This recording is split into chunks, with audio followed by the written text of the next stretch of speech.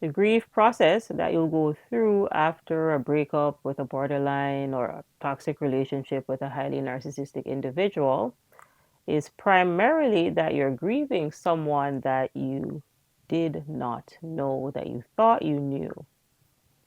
And this is a very painful process because you were invested.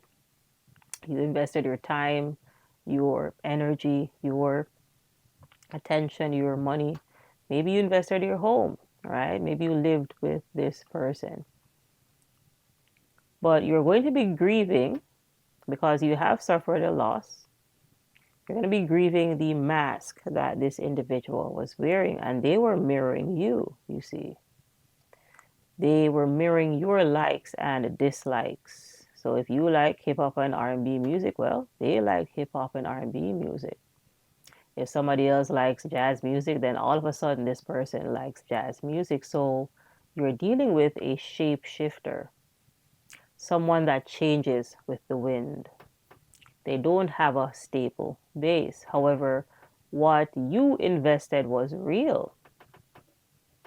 So as you grieve, be kind to yourself and also be patient with yourself, because grief is a very hard emotion to deal with, because grief is a very complex emotion. And when you take a look at this from the perspective of the Hawkins scale, you see where grief, you'll find it at the bottom of the scale. And you're actually trying to move from grief way up to acceptance. Grief is a very turbulent emotion because grief in itself has many other emotions within it. It's a very complex emotion.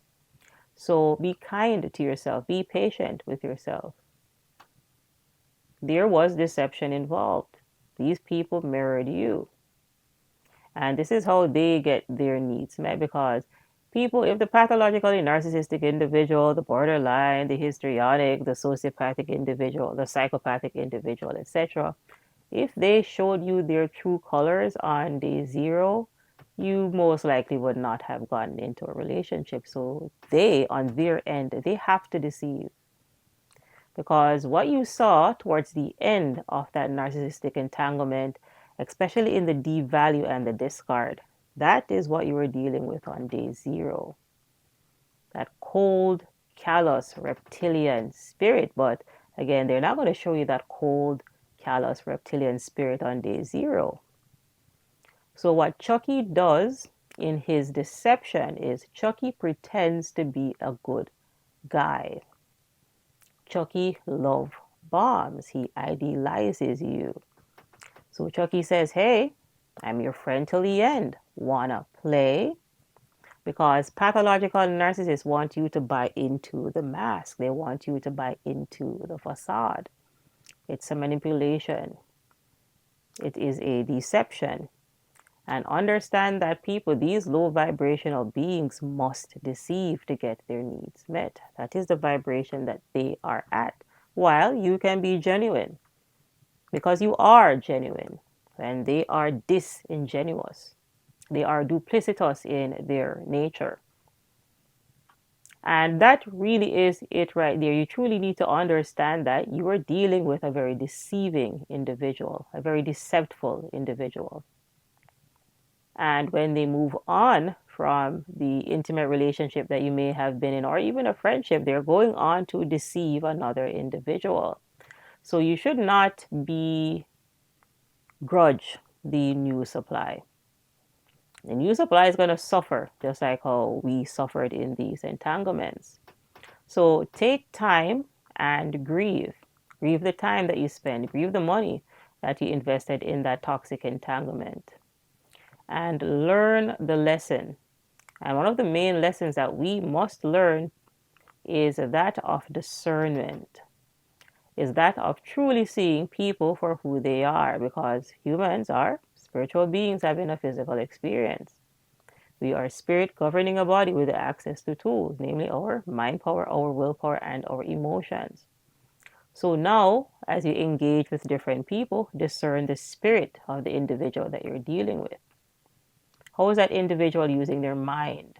Are they using their minds for evil, or are they using their minds for good? Are they an honest person, or are they always lying?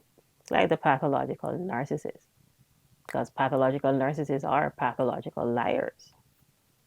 Does the person know how to adequately regulate their emotion? Are they stable? Or are they unstable, like the pathological narcissist, like the borderline, like the histrionic, like the people with antisocial personality disorder? Can they regulate their emotions? Are they impulsive and compulsive, or are they stable and disciplined? Can they control their will? Do they have that discipline muscle? Or did that will muscle atrophy? And are they compulsive? Are they prone to infidelity? Are they constant cheaters, serial cheaters? People discern the spirit because spirit is operating the tools.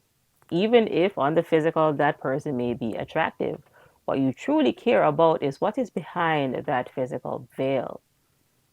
And as you grow in your awareness, you are growing in your ability to discern the people that are around you. Because again, we're spiritual beings having a physical experience. So discern the different people that are around you.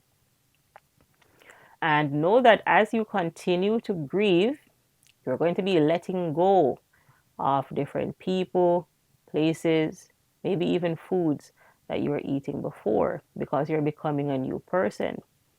So you will see where certain relationships, they will fizzle away. Because what is happening now is kind of like a tree. You're shedding leaves, You're shedding maybe even a couple of branches. So certain friends cannot come with you into the new revolution. You won't want to visit certain places that you may have visited before. Your diet may change. You may want a new career, a new job, something new, something different. Because the old job doesn't vibrate at the new you, doesn't vibrate with the new you. As you grieve, you'll see where some of these people that you're hanging out with, they have to go. They have to go because you are separating yourself. You are elevating. You are at another level. You have broken out of that dimension into a higher dimension. So again, people, be patient with yourself. Love yourself. Be kind to yourself as you go through this grief process. Because the grief process, and you will see it in time if you haven't seen it already, this is your transformation. Similar to how a caterpillar transforms into a butterfly.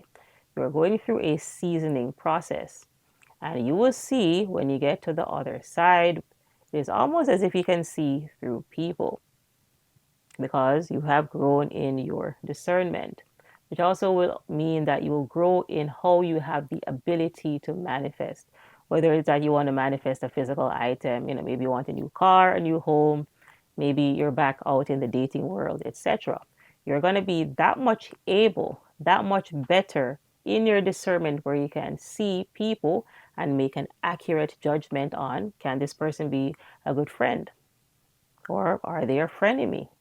You're going to be able to see a lot better. I'm not talking about your physical eyes here. I'm talking about your third eye, that spirit of discernment. You're going to be able to see people a lot better than you have before. So be kind to yourself, be patient with yourself, and allow yourself to properly heal. And know that while healing may not be fun, you will absolutely love the results that you get on the other side. All right, good people. That truly is the quick message for today's video. Ensure that you are liking these videos. Ensure that you are subscribed for more empowering content. If you have any questions or feedback, go ahead and leave that down in the comment section below. Sheikah is the name. Thanks for watching, and I'll see you in the next video.